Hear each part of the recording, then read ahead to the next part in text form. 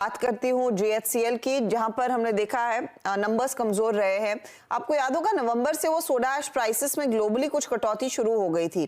क्या उसी का इम्पैक्ट है या फिर कुछ और? इस सब पर बातचीत करेंगे। और नंबर्स अगर मैं आपको फटाफट बता दूं, आय में करीब 27% की गिरावट, मुनाफा 50% कम होकर आया है। मार्जिन पर दबाव अक्रॉस द बोर्ड देखने को मिला है। मेरे साथ कंपनी के MD RS जलान अब जुड़ गए हैं। जलान साहब, स्वागत है आपका। ये एक कमजोर क्वार्टर सिर्फ आप ही के लिए नहीं, आपके कॉम्पिटिटर्स के लिए भी रहा है। तो क्या ये नरमी का सिलसिला शायद Q1 में भी रिफ्लेक्ट होगा? क्योंकि कुछ प्राइस करेक्शन जो सोडा ऐश की कीमतों में दिखा, आई थिंक उसका खामियाजा आप लोग भुगत रहे हैं। बिल्कुल आपने सही बोला। अगर आप 2023-24 के पूरे नंबर को अगर देखें तो ग्रेजुअली जो है सोडा ऐश की प्राइसेस में गिरावट आई है और उसका मेजर कारण जो है वो ग्लोबल जो ओवर सप्लाई सिचुएशन है। और ये ग्लोबल ओवर सप्लाई सिचुएशन जो है वो डिमांड US और यूरोप में कम होने की वजह से जो वहां पर जो सरप्लस क्वांटिटी थी टर्की US में, वो क्वांटिटी इंडिया में आई है। और जो इंपोर्ट इंडिया में करीब करीब 5 से 6 लाख टन हुआ करता था, वो इस साल में करीब 10 लाख टन हुआ है। तो उसकी वजह से ओवर सप्लाई की सिचुएशन की वजह से इंडिया की प्राइसेस में सॉफ्टनेस आई है। लेकिन अगर इसी क्वार्टर को अगर आप पिछले क्वार्टर से Q3 के क्वार्टर से अगर कंपेयर करें तो ये परफॉर्मेंस बेटर आई है as compare to the third quarter.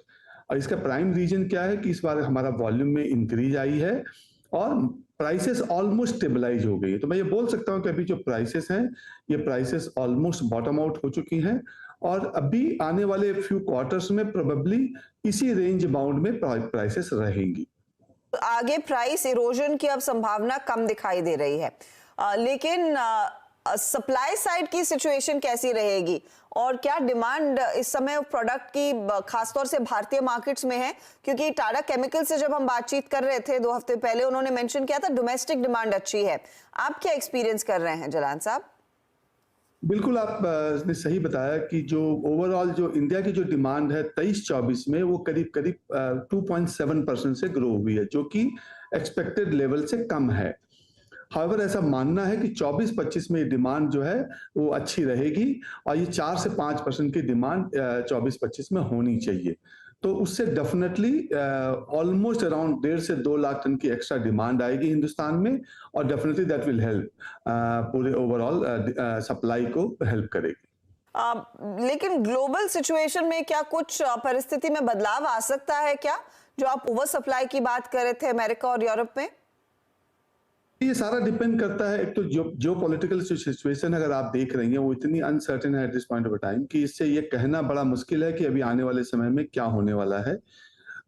लेकिन मैं ये बोल सकता हूं कि अब धीरे धीरे जो आपकी जो इन्फ्लेशन है यूरोप और US में, वो थोड़ी टेपर डाउन हो रही है। तो आने वाले समय में श्योरली जो है ये सप्लाई जो डिमांड है उसमें रिकवरी आनी चाहिए इन दोनों मेजर मार्केट में और डेफिनेटली इससे जो है बेटर सिचुएशन होनी चाहिए। तो इस समय क्या आप FY25 पर कोई आउटलुक दे पाएंगे जलान साहब कि कब तक वो रिकवरी देखने को मिलेगी? आपके फिर निवेशक उस लिहाज से भी मेंटली तैयारी करें।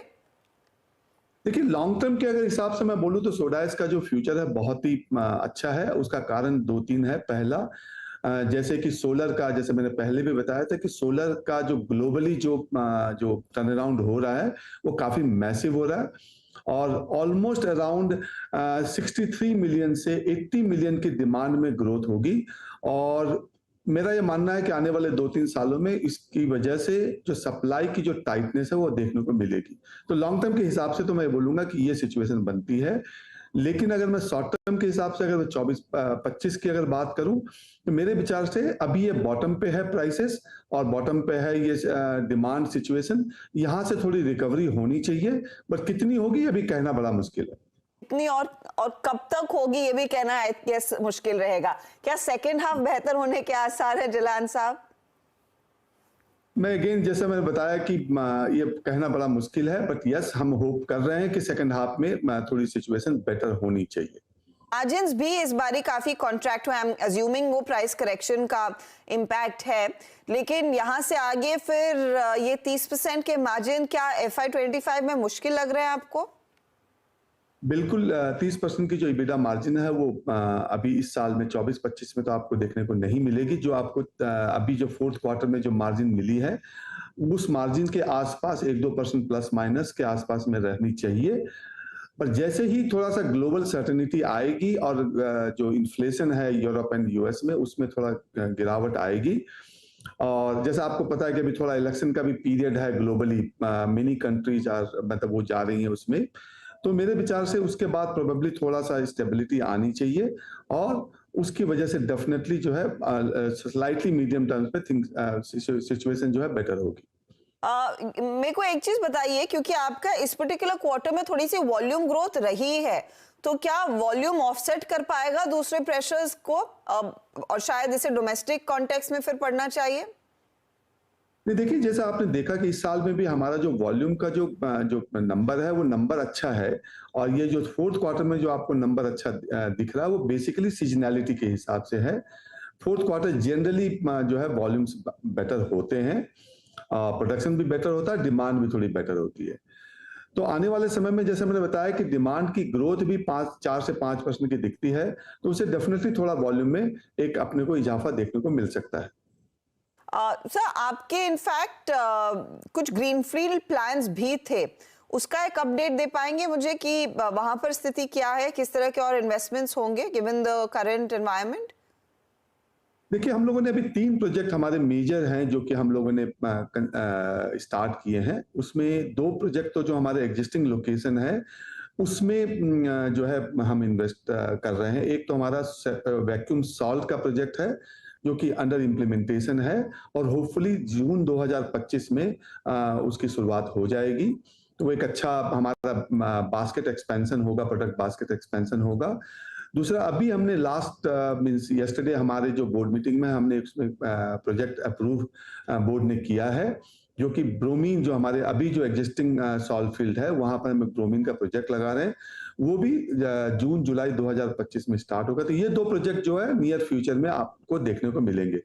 एक प्रोजेक्ट हमने पिछले साल कंप्लीट किया था, उस प्रोजेक्ट की अपने को बेनिफिट इस साल में दिखेगी, वो सोडियम बाइकार्बोनेट की है। क्योंकि फ्लू गैस के ट्रीटमेंट में बहुत सी पावर कंपनियों ने उसको यूज करना चालू कर दिया, तो उसमें डिमांड ग्रोथ अच्छी इस बार देखने को मिलेगी। जहां तक आपने ग्रीनफील्ड प्रोजेक्ट के बारे में पूछा, उसमें हम पिछले क्वार्टर से क्लोजर टू द सिचुएशन है। कई सारे अप्रूवल हमको मिल गए हैं, कुछ अप्रूवल अभी बाकी हैं, होपफुली वो इस क्वार्टर में मिल जाएंगे हमको। और मेरे विचार से इस साल उसकी फिजिकल एक्टिविटी उस प्रोजेक्ट के इम्प्लीमेंटेशन की चालू हो जानी चाहिए। तो फिर मैं ये क्या ये मैं सही समझूं कि आपने जो इन्वेस्टमेंट करना था वो लार्जली हो चुका है, अब इस करंट एनवायरनमेंट में जहां पर वैसे भी मार्केट में प्रेशर है, आप ज्यादा इन्वेस्टमेंट अभी नहीं करेंगे? नहीं, ये जो ग्रीनफील्ड का प्रोजेक्ट है जो कि हमारा बड़ा प्रोजेक्ट है, इसमें जो इन्वेस्टमेंट है वो इस साल में थोड़ी होगी 24-25 में। और लेकिन इसकी जो मेजर इन्वेस्टमेंट है वो 25-26 और 26-27 में होगी। और इस साल में इसका जो टोटल प्रोजेक्ट कॉस्ट है हमारा करीब 4,000 करोड़ रुपया, उसका करीब करीब मेरे विचार से 15% के आसपास का इन्वेस्टमेंट इस साल में होगा 24-25 में। रफली वो कितना इन्वेस्टमेंट होगा सर? 15%, 15% इस साल में होगा। 4,000 करोड़। 4,000, ओके, ठीक है। बहुत बहुत शुक्रिया जलान साहब and good luck. Hopefully market थोड़ा बेहतर करे और आपकी बिजनेस में भी वो टर्न अराउंड देखने को मिले। क्लियरली सोडा एश कंपनियों के लिए ये क्वार्टर थोड़ा सा पेनफुल रहा है। बहुत बहुत शुक्रिया हमारे लिए समय निकालने के लिए and good luck to you. Thank you. तो जीएचसीएल का मैनेजमेंट डिटेल देता हुआ कि स्थिति क्या है, लेकिन एक बड़ा पॉजिटिव उस पूरे इंटरव्यू से ये निकल कर आ रहा है कि सोडा एश की प्राइसेस में जो प्रेशर था वो बॉटम आउट हो चुका है। यहां से आगे और करेक्शन का अनुमान नहीं है, वो एक अच्छी चीज है। चलिए, इस बीच हिंदुस्तान जिंक 10 रुपए प्रति शेयर का डिविडेंड का ऐलान हुआ है। आई थिंक नंबर्स भी वो हाईलाइट हम करेंगे, लेकिन फिलहाल लेते हैं एक ब्रेक के बाद फटाफट लौटेंगे।